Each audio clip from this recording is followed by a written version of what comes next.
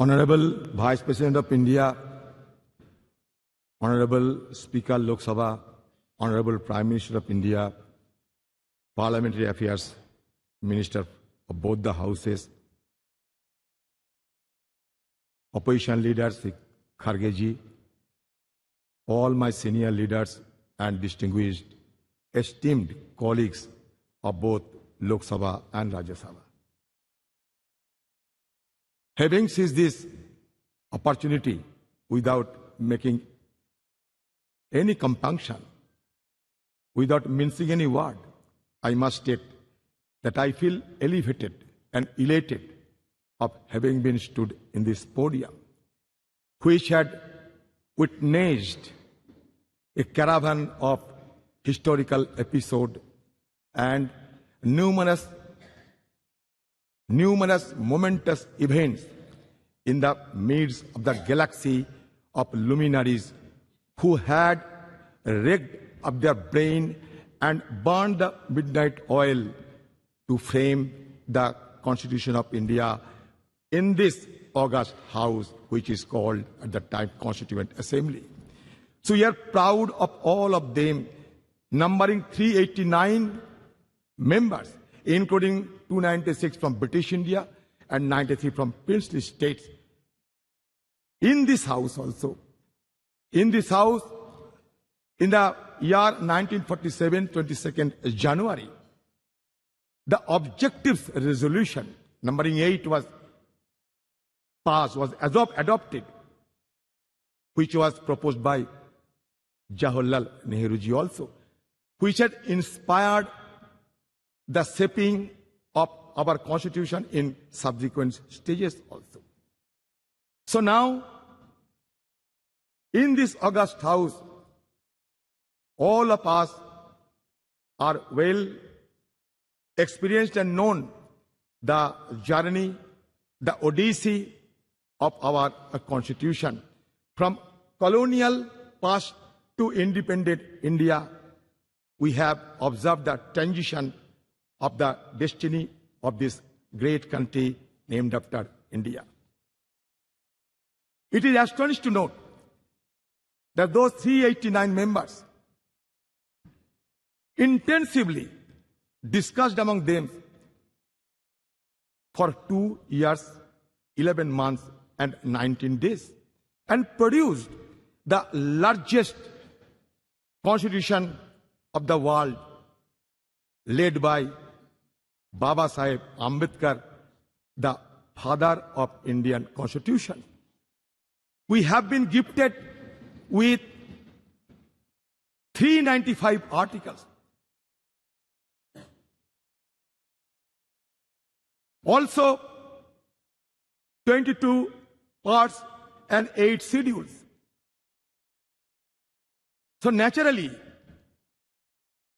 the house, which is called Central Hall, it is a historic hall. It is not. It will not be known by simply its architectural splendor, but its illustrious legacy. Now I come to the point that our ability to attain developed nation status by 2047 hinges on the active involvement of our citizens and the unwavering dedication of their representatives. The groundwork laid in the formative years of our nationhood and also the subsequent years has empowered us significantly. However, we are confronted with intricate challenges that require immediate attention and resolution as we progress towards this objective. I don't have any idea of what is called and how a country to be recognized as developed country by any designation. I do not have any idea of any global consensus is existed or not, because when we see other developed countries, among the various key determinants, one determinant is always followed, that is Human Development Index.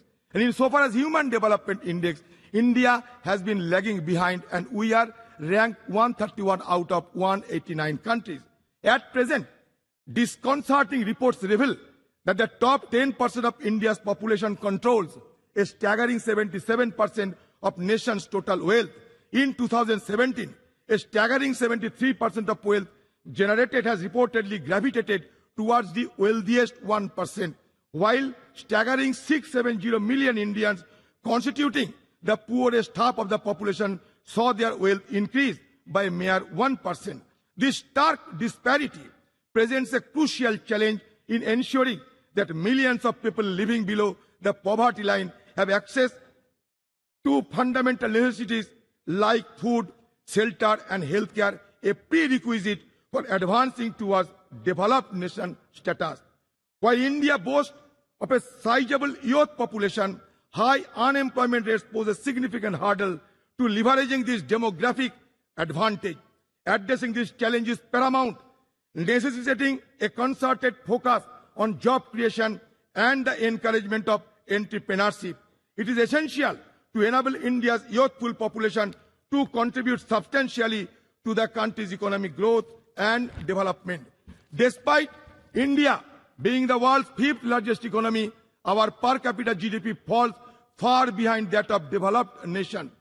Tackling this economic growth challenge requires pro-growth government policies, maintaining low inflation, reducing interest rates, alleviating unemployment, fostering a skilled workforce, bolstering purchasing power, stimulating demand, and enhancing the healthcare and education sector. India must prioritize the development of a globally competitive, labor-intensive manufacturing sector capable of generating significant employment opportunities. In sum, addressing the pressing issue of high youth unemployment is a pivotal step for India's march toward developed nation status by 2047. I am impatient. I do not want to vote till 2047. Why not before 2047? To realize the vision of becoming developed nation, India must pursue a growth trajectory that is both comprehensive and sustainable. Economic growth must be all-inclusive, benefiting every citizen. An overarching focus on human development, encompassing access to healthcare, education and essential services must be implemented holistically. The challenge of transforming India into a developed nation by 2047 are substantial, encompassing poverty, infrastructure deficit and environmental sustainability. By implementing a holistic strategy that encompasses infrastructure development, attraction of investment, enhancement of education, promotion of innovation, social welfare, environmental conservation, paying emphasis on manufacturing and integration of technology, India can pave the way for its emergence as a developed nation. It is only with unwavering determination, collective commitment that the country can realize this visionary goal and unlock its potential on the global stage. I will conclude by saying that धरती सिखाते हमने सबको बोझ उठाना, गगन सिखाते हमने ऊपर उठते जाना, सूरज की लाली से सीखा जग आलोकित करना, चंदा की किरणों से सीखा सबको पीड़ा हरना, पर्वत ने सिखाए हमने दृढ़ संकल्प बनाना, नदी सिखाए हमने आगे बढ़ते जाना, सागर की लहरों ने सीखा दुख सुख सहे जाना, और तूफान ये सिखलाते हैं आफत में ना घबराना और आफत से टकराना. हम चाहते हैं कि ये separation of power should be maintained in a judicious manner and also in presence of all the guiding light of our country. I must suggest that India is not a homogeneous society, rather it is a heterogeneous society. But now the need of the hour is to maintain the harmonious society. With this word, I am concluding my speech. Thank you. Jai Hind, Bande Mataram.